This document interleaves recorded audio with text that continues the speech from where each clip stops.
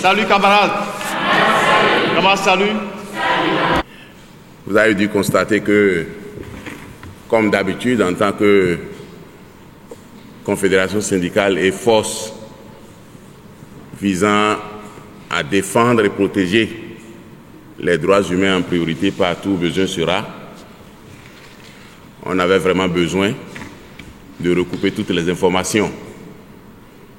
Et comme vous devez vous y attendre, si nous avons décidé de nous prononcer ce soir, c'est véritablement après avoir fait les recoupements nécessaires. Dans cette rencontre de partage d'opinion et de notre conviction avec la presse, vise à dire clairement notre position sur le sujet et certainement nos engagements pour la suite de la veille citoyenne que nous devons nous imposer tous, d'abord en tant que Béninois, en tant que gardiens de la démocratie, en tant que gardiens des droits de l'homme et surtout en tant qu'acteurs et gardiens de la paix et de la quiétude nationale. C'est donc à ce titre-là que nous avons décidé de nous prononcer ce soir. Sans tarder, je vais donner la parole au SG Anselme Amoussou pour qu'il rende public cette déclaration. Déclaration au sujet du kidnapping du sieur Steve Amoussou. Comme une traînée de poudre, la nouvelle de l'enlèvement rocambolesque à Lomé au Togo du sieur Steve Amoussou s'est répandue sur l'ensemble du territoire national. Annoncé tôt ce mercredi 14 août 2024 sous forme d'une rumeur, d'un fake news sur les réseaux sociaux, la nouvelle sera confirmée quelques heures plus tard par l'un de ses avocats. Les détails de son enlèvement, tels que l'intéressé lui-même le lui aurait exposé, indiquent que M. Steve Amoussou, résident à Lomé au Togo, a été appréhendé nuitamment, puis contraint de monter à bord d'un véhicule par des individus masqués qui n'ont pas décliné leur identité. Conduit en territoire du Bénin, M. Steve Amoussou a été remis entre les mains de la police. Cette implication de la police, dite républicaine du Bénin, a été confirmée par la notification de la garde à vue de l'intéressé et légitimée par sa présentation au procureur spécial près la Criette qui a ordonné son dépôt en prison. Les centrales et confédérations syndicales signataires de la présente déclaration ont gardé le silence depuis lors face à cette actualité, non pas parce qu'elles ne se sentaient pas concernées, mais parce que les faits sont si invraisemblables qu'il fallait avoir des versions officielles pour s'en convaincre et se faire une opinion. Cette lumière parviendra de la réaction de la justice togolaise qui, au travers d'un communiqué de presse rendu public sur la télévision étatique, a fini par confirmer les incongruités d'un fait inédit, pourtant assumé par les autorités béninoises de par leur silence officiel assourdissant.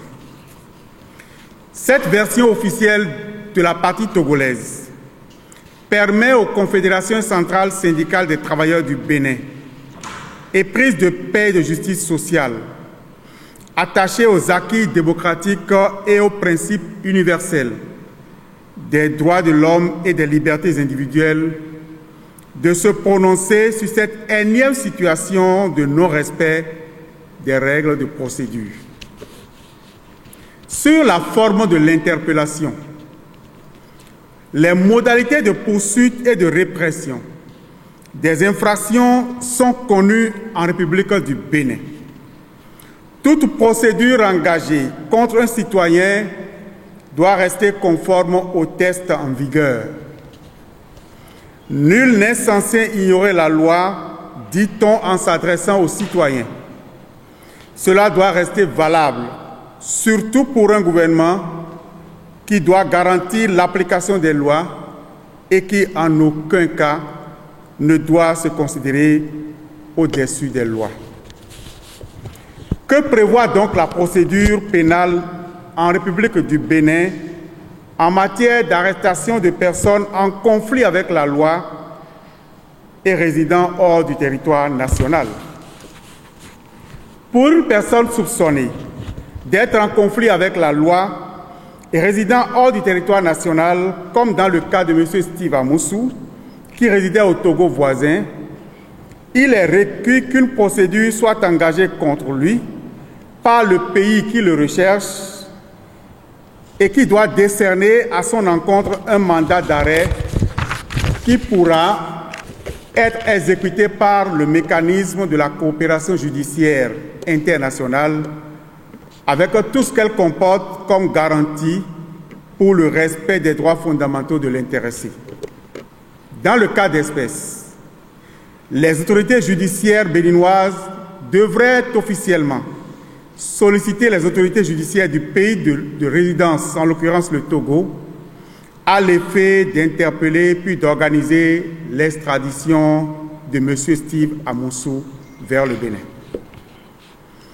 Les circonstances de l'enlèvement de M. Steve Amoussou et le silence coupable du gouvernement béninois, de même que celui des autorités judiciaires du Bénin, nous permettent d'affirmer que ces règles régissant la poursuite en la circonstance n'ont pas été respectées. Les centrales et confédérations syndicales du Bénin y voient une pratique rétrograde qui viole en tout point de vue les normes nationales et internationales en matière de droits fondamentaux de personnes en conflit avec la loi. Elles y voient également la volonté manifeste du gouvernement d'instaurer un climat de peur, de paranoïa et d'insécurité. Après plus de 30 ans de pratiques démocratiques affirmées, notre peuple a droit à la quiétude et au respect des principes élémentaires de procès équitable. Les citoyens béninois ont droit à la garantie de la protection des personnes, des biens et capitaux, à la fois sur toute l'étendue du territoire national, mais également à l'extérieur du pays. Sur le jugement attendu de M. Steve Amoussou, la Constitution de la République du Bénin est très stricte sur le caractère sacré de la personne humaine et sur son inviolabilité, tout comme la prohibition de la torture, des sévices, des traitements cruels, inhumains ou dégradants. Jusqu'à présent, et jusqu'à preuve du contraire, M. Steve Amoussou bénéficie de la présomption d'innocence. Il doit bénéficier à cet effet de traitements équitables dans le respect strict de la Charte africaine des droits de l'homme et des peuples et dans le respect de la Constitution du Bénin. C'est pourquoi les centrales et confédérations syndicales du Bénin s'interrogent sur ce que vaut un procès dont la fondation est faite de violations flagrantes et graves des droits élémentaires de la personne mise en cause. Tout en saluant la position prise par l'Ordre des avocats du Bénin dans cette affaire, les centrales et confédérations syndicales voudraient relever que le silence de l'organisation corporatiste des magistrats béninois n'est pas de nature à rassurer les citoyens sur la confiance qu'ils devraient continuer à avoir en leur justice. Le traitement qu'a subi M. Steve Amoussou par ses ravisseurs et qui vient s'ajouter à la longue liste des actes de violence policière, de violation des règles et des pratiques démocratiques dont le gouvernement et la police sont devenus coutumiers en République du Bénin, est indigne d'un État démocratique et inquiète les organisations syndicales et finalement doit interpeller toute organisation éprise de paix et de justice. C'est pourquoi les confédérations et centrales syndicales signataires de cette déclaration dénoncent formellement la violation du droit des citoyens à l'information juste et officielle portant sur un fait ayant entraîné l'implication active ou passive d'un État voisin. Elle fustige également ce silence coupable du gouvernement sur cette affaire et qui s'analyse comme un mépris vis-à-vis du peuple.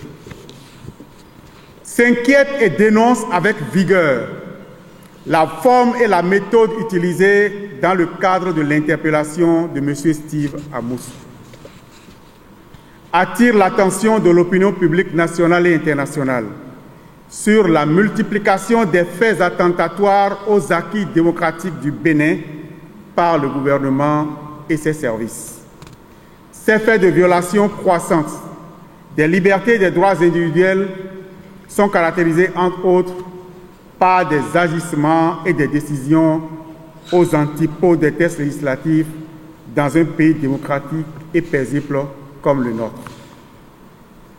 Elles appellent à une gouvernance responsable et respectueuse de l'humain pour le bien de chaque Béninois et de chaque Béninoise. Elles exigent la libération de M. Steve Amoussou au regard des conditions de son arrestation, car la forme en matière de justice est plus importante que le fond. Après des décennies de lutte et de vie démocratique avérée, de respect des libertés et des droits individuels et du bon vivre ensemble grâce aux institutions républicaines dont nos forces de défense et de sécurité publique, il est inadmissible qu'un régime saccage notre héritage et couvre de ridicule toute la nation. Notre peuple a payé le prix fort pour jouir en paix de ses libertés. En tout état de cause, les centrales et confédérations syndicales se réservent le droit de déclencher en temps opportun des actions pour arrêter tous les dénis de droits au Bénin. Vive les confédérations centrales syndicales du Bénin, vive le Bénin, je vous remercie.